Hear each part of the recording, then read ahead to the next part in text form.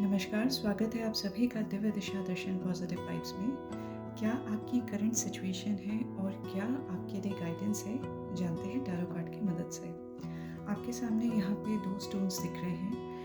Group 1 blue stone and group 2 white stone. अपनी situation को mind में रखते हुए इन दोनों में से जिस भी तरफ आपका पहला ध्यान जाता हो उस स्टोन को आप चूज करें और फिर आप ये आगे की रीडिंग देखें। सबसे पहले बात कर लेंगे उन लोगों के लिए जिन्होंने ग्रुप चूज करा है, सेट 1 चूज करा है। आपकी करंट सिचुएशन क्या है? करंट सिचुएशन में यहाँ पे 10 ऑफ वॉन्ड की एनर्जी है। 10 ऑफ वॉन्ड बताता है बहुत ज़्यादा हार्ड वर्क का सिचुएशन में। चैलेंज आपके लिए यही है कि इस टाइम पीरियड में आप ओवरबर्डन हो रखे हैं, मल्टीटास्किंग कर रहे हैं। हो सकता है 2 लोग 3 लोग का काम आप एक साथ कर रहे हैं या एक साथ कई सारी चीज़ों में उलझे हुए हैं। वन मैन आर्मी की तरह आपकी कोशिश है कि आप सब काम को अपनी निगरानी में करें, अपने हाथों से करें। किसी और पे ट्रस्ट आप नहीं कर रहे हैं जो कि आपको लॉन्ग टर्म प्रोसेस में नुकसान दे सकता है।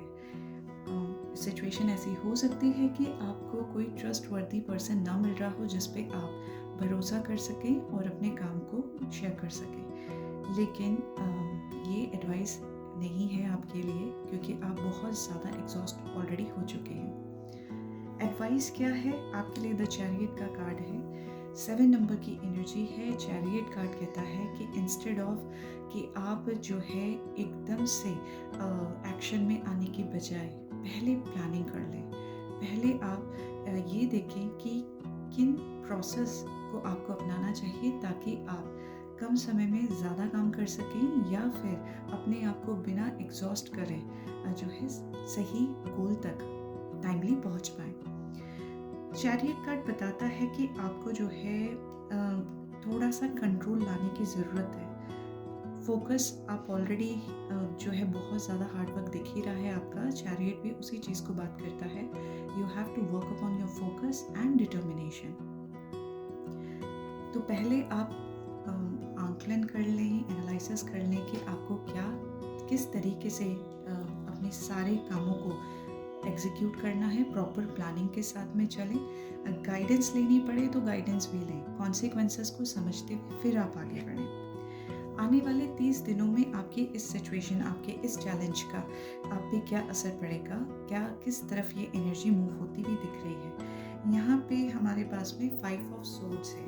देखिए 5 ऑफ सोर्ड्स बताता है एक तरीके से यहाँ पे रिवर्स में है, जो भी सिचुएशन आप इस टाइम पे झेल रहे हैं वहाँ पे एडजस्टमेंट होने की सिचुएशन बन सकती है, सॉल्यूशन निकल सकता है।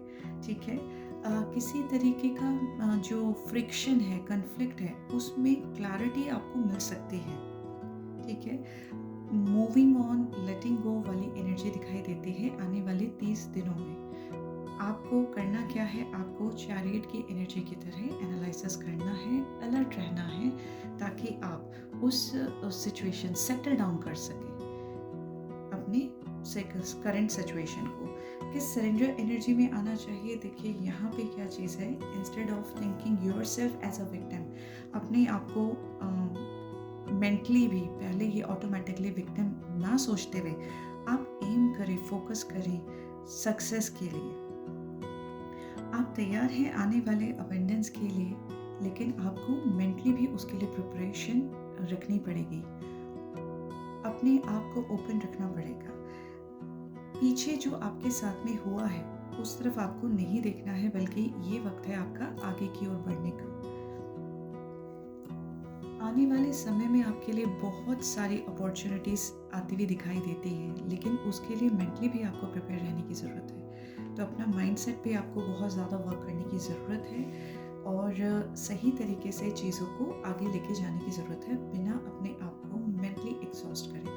उम्मीद करती हूँ आपको आपका मैसेज मिल गया हो और आप अकॉर्डिंगली प्लान करेंगे अपने आने वाले टाइम को। अब देख लेते हैं वो लोग जिन्होंने सेकेंड ऑप्शन चूज़ किया है, वाइट स्टोन या सेकेंड सेट चूज़ किया है, उनकी लाइफ में क्या सिचुएशन बनती हुई दिखाई देती है। क्या चैलेंजेस हैं? सबसे पहले चैलेंजेस की बात करते हैं। एट प्रेजेंट 6 ऑफ वॉन्ड है रिवर्स में। यहाँ पे कहीं ना कहीं चैलेंजेस में ये है, despite of your hard work missed opportunities दिखाई देती है। कंपटीशन बहुत तगड़ा था और कहीं ना कहीं उस कंपटीशन में आप थोड़ा सा अपने आप को पीछे होता हुआ महसूस कर रहे हैं। आपको लग रहा है कि सिचुएशन आपके हाथ से निकल चुकी है। आपके एफर्ट्स को किसी भी तरीके का रिकॉग्निशन या रिवॉर्ड नहीं मिला है। यहाँ पे बोल सकते हैं कि चीज़ें आपके थॉट प्रोसेस के अकॉर्डिंग नहीं चली हैं, जिसके चलते आप बहुत ज़्यादा परेशान में हैं। कहीं ना कहीं आप अपनी लाइफ में बहुत कैलकुलेशन से चलते हैं। 6 नंबर का कार्ड है, मगर वो कैलकुलेशन सही नहीं बैठे हैं, और जब वो सही नहीं बैठे हैं, पासे सही जगह पे नहीं गिरे हैं, पजल सॉल्व नहीं हुआ है, तो that is making you disappointed, that is making U frustrated at present. वही आपके लिए इस टाइम पीरियड में चैलेंज है सबसे बड़ा। गाइडेंस क्या है? देखिए, हर्मिट का कार्ड है, मेजर आर्कना का कार्ड है, मगर रिवर्स में है। यहाँ पे आपको थोड़ा सा एडवाइस दी जा रही है। 9 नंबर का कार्ड है, अपनी एनर्जीज को instead of focusing on frustration, aggression, anger with in you, आप थोड़ा सा अपने अंदर की ओर झांकें। क्या चीज़ चल रहा है? आपको ज़रूरत नहीं है कि आप फिज़िकल वर्ल्ड में लोगों से कट हों, मगर अपने अंदर झांकने की इस वक्त पे बहुत ज़्यादा ज़रूरत है। Because that was something related to competition, that was something related to politics. तो यहाँ पे आपको देखना है कि आपके क्या स्टेप्स हैं जो आपको गलत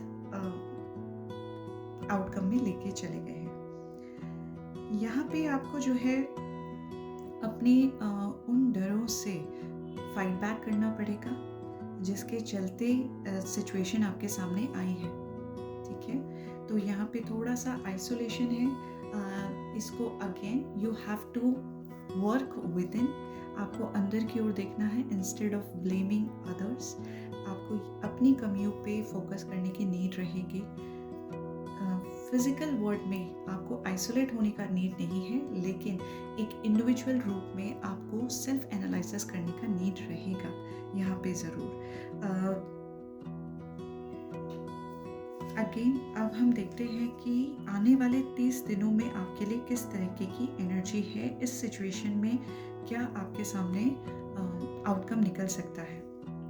यहाँ पे द एम्प्रेस का कार्ड है, ये भी मेजर आर्कना का कार्ड है, एंड ये बहुत ही हैप्पी नोट का कार्ड है। तो अगर आप इंट्रोस्पेक्ट करते हैं अपनी करंट सिचुएशन को, अपनी वीकनेसेस को, और क्या चीज़ें गलत चली गई हैं, तो आने वाले 30 दिनों में you have to work upon it as well. It's not like कि आपको ओवर थिंकिंग करना है, बल्कि आपको एक एनालिसिस करना है, एक ऑडिट करना है खुद का। एंड उसके बाद आने वाले 30 दिनों में, 30 डेज में, यहाँ पे किसी तरीके की गुड न्यूज़ आती हुई दिखाई देती है आपकी लाइफ में।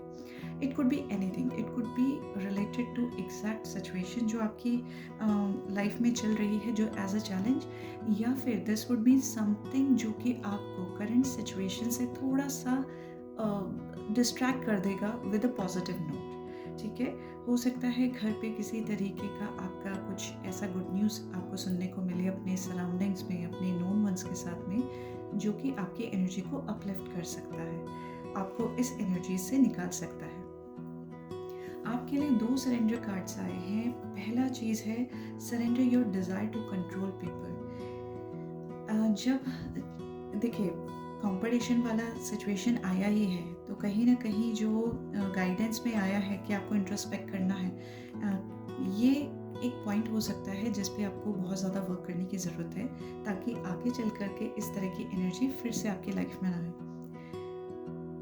यहाँ पे ओवर कंट्रोलिंग का कहीं ना कहीं दिखाई देता है एनर्जी, जहाँ पे जिसके चलते आपको आपकी लाइफ में सेटबैक्स हो रहे हैं। तो let be other people in their own colours, and आप भी अपने ट्रू कलर्स में रहिए। ठीक है, आप औरों को अगर अपने जैसा बनाने की कोशिश करेंगे तो होगा सिर्फ ये कि स्ट्रेस आएगा उस रिलेशनशिप में। ठीक है, सेकंड जो आपके लिए सरेंडर कार्ड है, that is surrender to creativity. इस सिचुएशन में इस समय आपके लिए यही गाइडेंस दी जा रही है कि इस वक्त पे आप जो है अपने अंदर के जो आइडियाज़ हैं उनको कल्टीवेट होने दीजिए, पॉइंट नोट डाउन कीजिए एंड उन पे फिर एक्शन लेने का ज़रूरत है। जब आप सारे क्रिएटिव आइडियाज़ के लिए ओपन अप रहेंगे, बी इट्स योर्स और ये आइडिया अगर आपको किसी और पर्सन की तरफ से आता है, बी ओपन माइंडेड। एक्सेप्टेंस वाले मोड पे जब आप रहेंगे तो आपको जो है अपनी सिचुएशन से बहुत जल्दी बाहर आने के चांसेस आपके लिए बन सकते हैं। उम्मीद करती हूँ आपको आपका गाइडेंस मिल गई हो and you would be planning your day coming days accordingly. Have a blessed